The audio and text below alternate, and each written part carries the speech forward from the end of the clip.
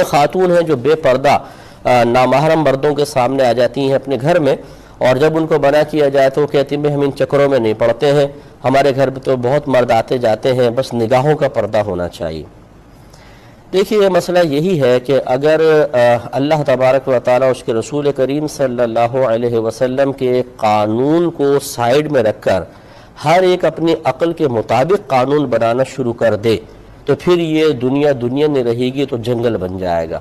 ایک چور یہ کہتا ہے کہ میں یہ قانون بنانا چاہتا ہوں کہ میرے لیے چوری جائز ہونی چاہیے، ایک ڈاکو کہتا ہے کہ بھئی میرے لیے بس یہ میں ان چکروں میں نہیں پڑتا کہ ڈاکہ حرام ہے یا نہیں ہے، مجھے ڈاکہ مارنے دینا چاہیے۔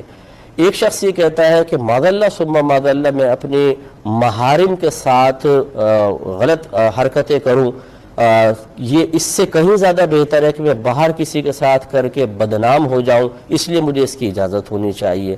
آپ تھوڑا سا غور کیجئے، جو میں آپ کو مثالیں دے رہا ہوں کہ اگر لوگوں کی عقل پر، ان کی رائے پر، ان کی مجبوریوں پر شرعی احکام کو ایک طرف رکھ کر اپنے اعمال کی بنیاد رکھنے کی اجازت دے دی جائے تو دنیا تباہ و برباد ہو جائے گی۔ ایسی بہن کو اللہ کا خوف کرنا چاہیے کہ ان کو مرنا نہیں ہے، کہ ان کو موت نہیں آنی ہے۔ اللہ تعالیٰ اس کے رسول کے حکم کو یہ کہنا کہ ہم ان چکروں میں نہیں پڑتے ہیں۔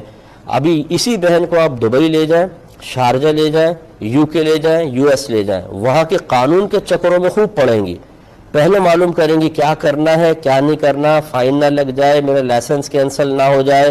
میں نے ایسے لوگ دیکھے جو پاکستان میں ہر جگہ تھوکتے رہتے ہیں، پان کی پی کے پھینکتے ہیں، لیکن دبئی پہنچتے ہیں تو ان کے منہ کا تھوک خشک ہو جاتا ہے، بالکل وہاں کچھ نہیں کریں گے حرکت۔ یہاں سارے گندگی کاغذ لے کے کہیں مرضی پھینک دیں گے، لیکن دبئی جائیں گے تو وہاں کوئی کاغذ قریب پڑا ہوگا تو اسے بھی اٹھا کے ڈسٹ بن میں ڈال دیں گے۔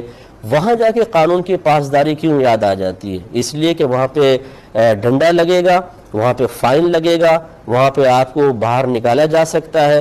تو جہاں پر خوف محسوس ہوا وہاں اطاعت ہو رہی ہے، یہاں نہ اللہ کا خوف ہے، نہ رسول کا خوف ہے، نہ قرآن کے احکام کی پاسداری، اور ان کو چکر قرار دینا۔ ایسی بہن کو چاہیے، ہمارا مشورہ یہ، اگر کاش وہ سن رہی ہوں، کہ تجدید ایمان کرے اور تجدید نکاح کرے۔ غیر مردوں کے سامنے بلا پردہ آنا یہ گناہ ہے، منع کیا گیا ہے۔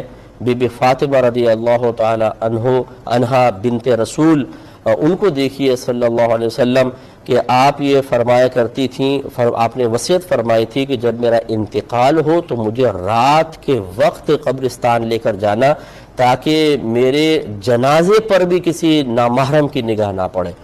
وہ ان کی شان دیکھیے اور ان عورتوں کا معاملہ دیکھیے کہ یہ مطلب اللہ تعالیٰ اس کے رسول کے حکم کو چکر قرار دے رہی ہیں۔ تو اللہ کی بارگاہ میں توبہ کریں، اور ہم بہن سے گزارش کرتے ہیں، وہ ہمارے اگر مسلمان ہیں تو ہماری بہن ہے، ہم ان سے بھی ایک طرح سے ہمدردی رکھتے ہیں، لیکن اصل میں یہ تربیت ہوتی ہے اوپر سے۔ میں اسی لیے والدین سے کہتا ہوں کہ گزارش کرتا ہوں کہ آپ اپنی اولاد کو اگر علم دین نہیں سکھائیں گے، ان کو دین کے قریب نہیں کر رہے ہیں، تو اولاد کے ساتھ دوستی نہیں کر رہے، بہت بڑی دشمنی کر رہے ہیں۔ آپ مر کر دیکھیں، آپ کو پتہ چلے گا۔ ابھی آپ ہماری یہاں زبان شاید بند کر دیں، آپ ٹی وی کا چینل چینج کر دیں، آپ یہ کہہ کر یہ مولوی ہیں بولتے رہتے ہیں ان کو چھوڑو، یہ سب جملے آپ یہاں کہہ سکتے ہیں، دو چار آپ کو تائید والے بھی مل جائیں گے، لیکن مرنا تو آپ نے ہے۔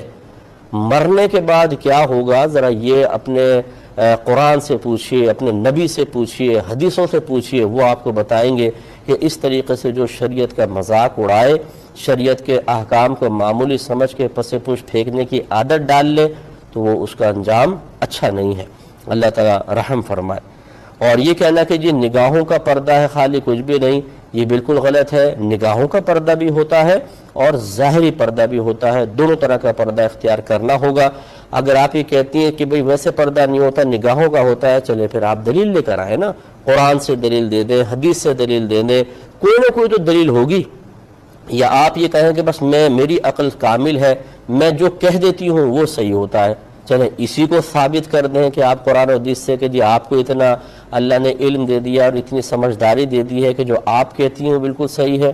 تو لہٰذا عاجز انکساری اختیار کر کے تکبر سے ہٹ کر ذرا تھوڑا سا سوچئے۔ شیطان نے بھی تکبر کیا تھا اور اللہ کے حکم کے مقابل کیا تھا، اور اللہ تعالیٰ نے فرمایا ابا واستکبر وکان من الکافرین، اس نے انکار کیا، تکبر کیا اور کفر کرنے والوں میں سے ہو گیا۔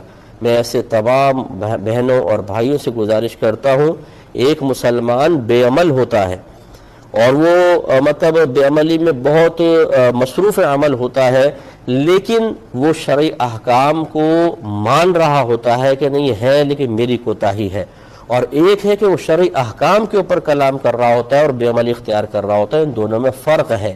اگر کوئی گناہ گار ایک چیز کو حرام اور ناجائز سمجھ کر ہی کر رہا ہے تو یہ برا کر رہا ہے، لیکن کم از کم اس کا ایمان محفوظ ہے۔